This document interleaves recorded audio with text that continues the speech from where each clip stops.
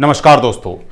आज के दिन हमारे देश में जो भाजपा सरकार है वो ईडी का किस तरह से दुरुपयोग कर रही है वो हम किसी से भी छुपा नहीं है।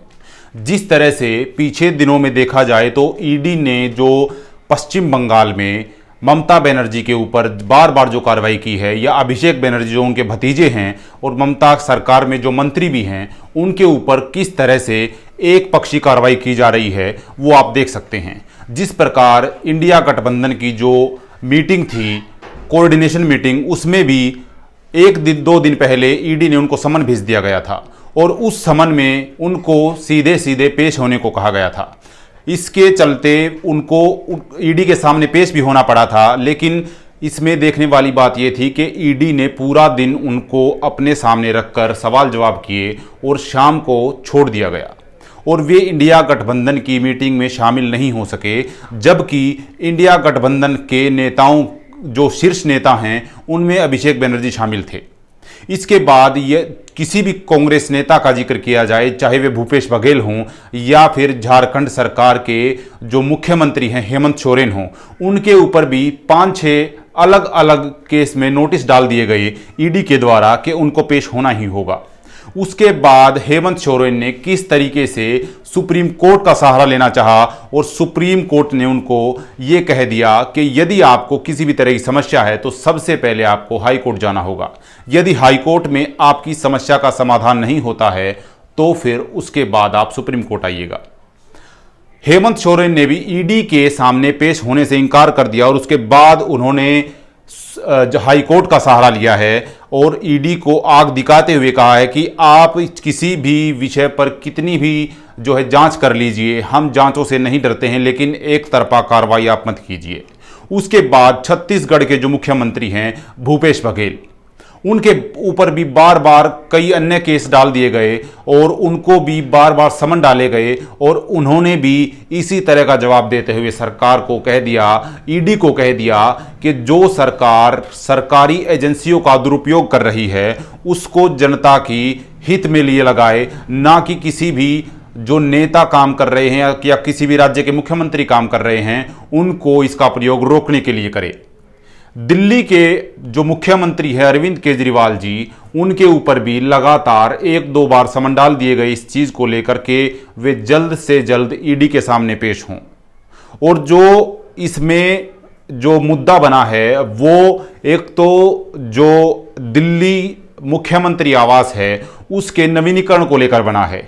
जिस तरीके से ये बात रखी गई कि उस नवीनीकरण मामले में एक बहुत बड़ा घोटाला हुआ है, उसके बाद अरविंद केजरीवाल जी ने मीडिया के सामने आकर बोल दिया कि आप जिस तरह की भी जांच करना चाहते हैं आप कर सकते हैं, स्वतंत्र हैं, लेकिन आप सरकार के दबाव में आकर किसी भी तरह की एक तरफा कार्रवाई मत कीजिए।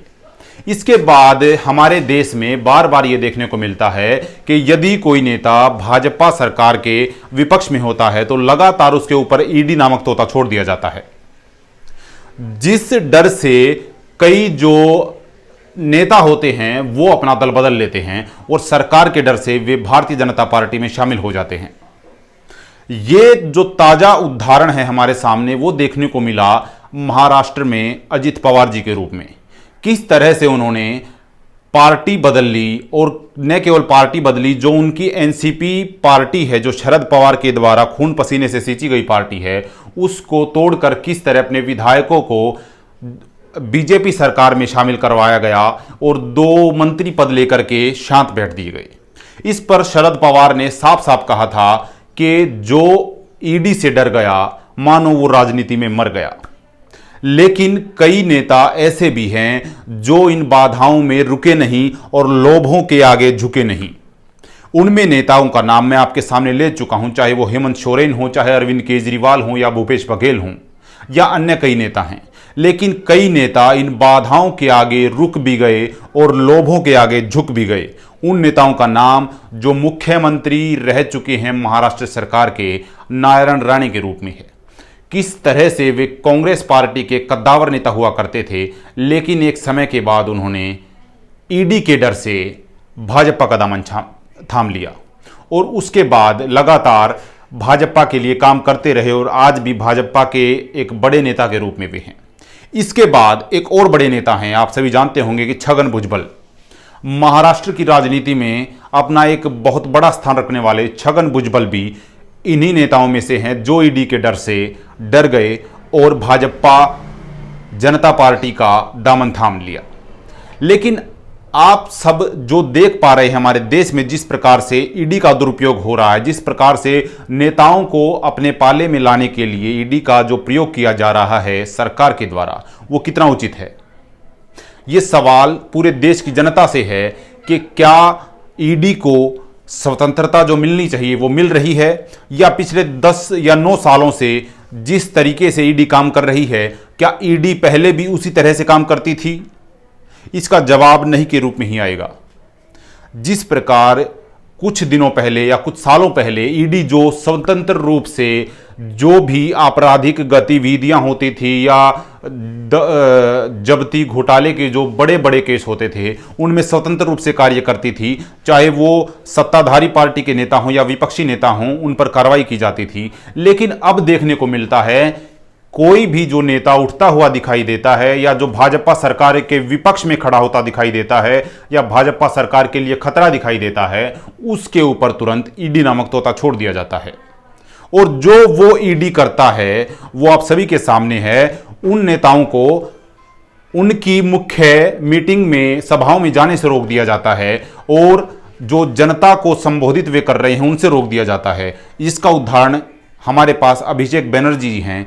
उनको पहले कोऑर्डिनेशन मीटिंग में जाने से रोका गया जो इंडिया गठबंधन की थी। वो टीएमसी की ओर से कद्दावर नेता के रूप में शामिल हो रहे थे, लेकिन वे ईडी की जो ये एक मांग थी कि वे वहां पर शामिल न होकर उनके सामने पेश हों, और वे हुए भी। लेकिन अब ऐसा दूसरी बार हुआ। कल 3 अक्टूबर को उनको बुलाया गया है ईडी के द्वारा और कहा गया है कि हम आपसे फिर सवाल जवाब चाहते हैं, हम संतुष्ट नहीं हैं। उनकी संतुष्टि की परवाह न करते हुए अभिषेक बनर्जी ने कह दिया है कि आपको जो करना है कर लीजिएगा। जिस तरीके से पश्चिम बंगाल सरकार के बजट को केंद्र सरकार ने रोका है, उसके चलते अभिषेक बनर्जी ने कहा है कि हम और हमारी पार्टी कल दिल्ली में प्रदर्शन करेगी, जो हमारे रुके हुए पश्चिम बंगाल सरकार के हक हैं या जनता के हक हैं उनको लेने के लिए। और उस रैली को या उस घेराव को जो लीड करेंगे वो नेता अभिषेक बनर्जी ही होंगे। इन्होंने बता दिया है कि हम किसी भी तरह से ईडी नामक तोते से डरने वाले नहीं हैं और देश की जनता को भी ये समझ जाना चाहिए कि ईडी किस दिशा में काम कर रहा है। इस विषय के रूप में आप सभी क्या राय है, कमेंट में अपनी राय जरूर रखिएगा। एक नई अपडेट आपके साथ लेकर आएंगे, तब तक हमारे साथ बने रहिए। जय हिंद, जय भारत।